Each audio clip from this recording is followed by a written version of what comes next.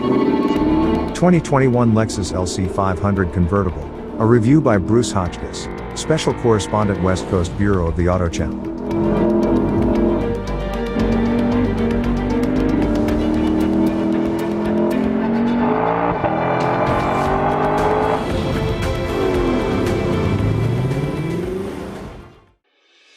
The LC500 is fast and comfortable, but is it worth the price? I wanted to love the 2021 Lexus LC500 Convertible, I really did.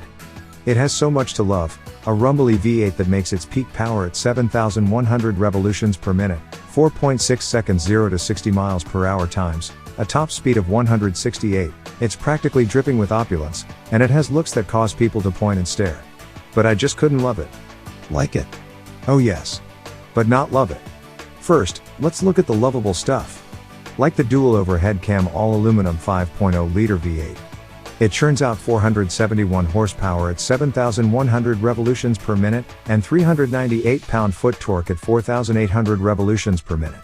There's a nice burble to the exhaust at lower engine speeds that turns into a scream over 4,000 revolutions per minute. I could listen to that engine all day long.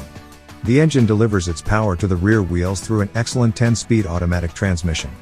You can shift it yourself with the paddle shifter if you desire, but unless you are driving switchbacks connected with short straights, I don't see the need. Front and rear suspensions are both independent. The brakes are more than up to the task of slowing the 4,540-pound LC down from even triple-digit speeds. Front rotors are 15.7 inches, and the calipers have 6 pistons. The rear rotors are 14.1 inches, and the calipers are 4-piston. That's basically race car brakes. Tires are massive 245/40 RF21 front and 275/35 RF21 on the rear. The interior was sumptuous. The seats, part of a touring package, were trimmed with semi-aniline leather. All these things were great, but then there were the parts that brought my feeling of love down to just a feeling of like. There was a time when reviewers would comment on the ability to judge where the ends of a car were located, so you don't have to feel as if you're parking by braille. As far as I could see from the driver's seat, the LC500 ended at the windshield. The problem is that it didn't, but I couldn't tell from the driver's seat. Today a lot of cars have sensors that warn you when you're getting too close to the nose or tail or sides, and that helps, but I still like to know where the extremities are, so I know if the front balance is close to the curb when parking. Although the curb at my local post office is a tad over 8 inches, standard curb height is 6 inches. The problem is that ground clearance on the LC500 is just 5.2 inches. There's a system that alerts the driver that the car is too close to something. It works fine when the car is perpendicular to something in front of it. However, I pulled into an angled spot and scraped the front balance. There was no warning. That's a big ouch. I think the LC500 is made for valet instead of self-parking. In many parking lots the standard parking space is 9 feet wide. This should be enough since the LC500 is only 6.3 feet wide, but the doors on the LC500 are about 5 feet long.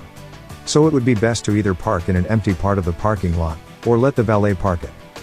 Now comes the kicker, at least for me. It's the dreaded Lexus touchpad. I do not like touchpads, my fingers don't always work on them. I find it impossible to adjust anything using the touchpad when driving. And there's a lot of stuff that is only adjustable through that darn small square of a touchpad. The LC500 has something called Climate Concierge, that automatically adjusts the seat warmers/coolers, headrest heater, and steering wheel heater depending on the temperature set. That might work for some folks, but as my wife and I like totally different settings, I had to access the control screen and set them all separately. That meant parking so I could steady my hand, lick my finger, which helps it to work on touchpads or screens, and then reset everything. Maybe the voice control might overcome this problem, but I often have trouble with voice control. While convertibles are known for being somewhat flexible, I didn't really expect the LC500 to experience any body flex or twist, but over an admittedly rough road there was some creaking evident in the driver's side windows. When I pressed my hand against the door window the noise went away. The LC500 is nominally a 4-seater. In fact, Lexus says there is 28.04 inches of leg room for the rear seat.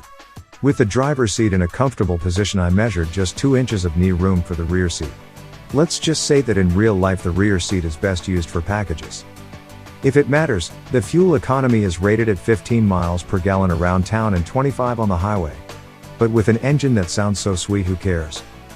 I realize that in today's marketplace a luxury grand touring car that sells for $101,000 is not terribly expensive. Heck, some of you spend $60,000 and more on a pickup truck. But $101,000, it's still a fair chunk of change. The test LC500 convertible that I drove had a price of $113,320. This includes $11,295 for options and $1,025 delivery. So like I said at the top, I really wanted to love the LC500 convertible. But I just couldn't do it.